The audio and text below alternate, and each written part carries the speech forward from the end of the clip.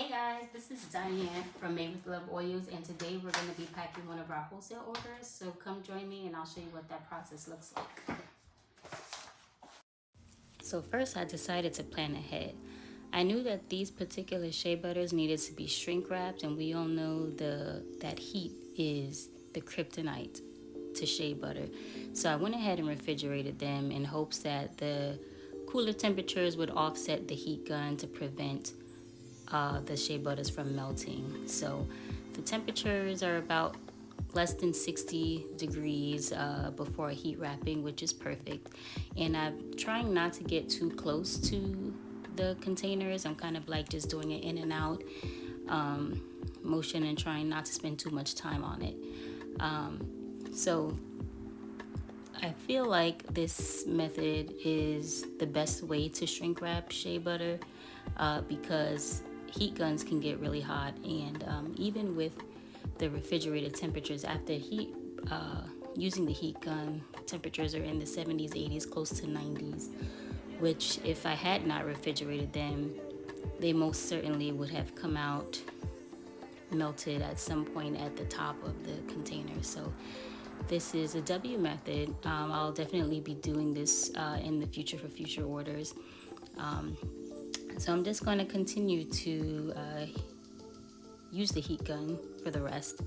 But I did notice that the surface of the table, the metal table, was getting hot, and I started to fear that maybe the bottom of the shea butters would start to melt. So instead, I just decided to use a napkin just quickly to prevent the heat from rising to the shea butters to melt the bottoms, because quality really is one of the main focuses. So just wanted to make sure that the quality remained intact. So next, I have to add the barcodes and the labels to each product. Since we do print and design our own labels, this is a little bit more of a tedious process. Since these are going to be sold, I want to make sure that each container has a barcode. This was requested by the retailers at Hair and Stuff 216, so I was sure to provide that. And here in this process, we're doing shrink wrapping with the bottles. This doesn't necessarily need any precautions. I didn't put these in the refrigerator at first. These are smaller shrink wraps, so they kind of seal pretty fast, and the bottles are able to withstand heat, so no need to do any precautions. The products themselves are not affected by the heat, so no need to do anything. This was a pretty easy process. We also are having our new deodorant sold there. I'm excited for that. Now at this point, we're doing a simple inventory check.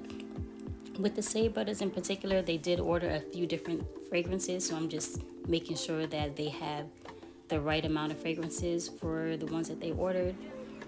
Checking for quality, making sure that the labels are straight, that there are no markings, everything is clean, everything has the barcodes, labels are right. Just double checking with everything. That's why I'm just carefully inspecting, and everything is in small batches, so I just wanted to make sure everything was perfect before I sent, because presentation is everything here. So that's what I'm just doing with these. Now I'm preparing for the shipping process. I'm going to be reusing a box, which is what I normally do to reduce the carbon footprint here. I'm using this old Bulk Apothecary box. I love Bulk Apothecary. This video is not sponsored by them, but it totally should be. I get a lot of my oils and supplies from there. They have very good quality products for reasonable prices. So here I'm just kind of like playing Tetris with the products, just trying to make sure that there's little space in between things, so things are not flying around through the shipping process, and where there is, I'm just stuffing extra stuff in the open areas to ensure that everything stays in place. I've written this side up and put fragile labels to ensure that the box is always upright and that they are hopefully taking care of it. These are actually going to be sent out via UPS, and we all know that sometimes they could be a little bit harsh in their process. So now that I've got everything in the box, I am going to weigh and measure the box. I do my label printing at home, so I have to weigh, measure the length, width, and height, print out the label, and ship it off. Thanks for watching.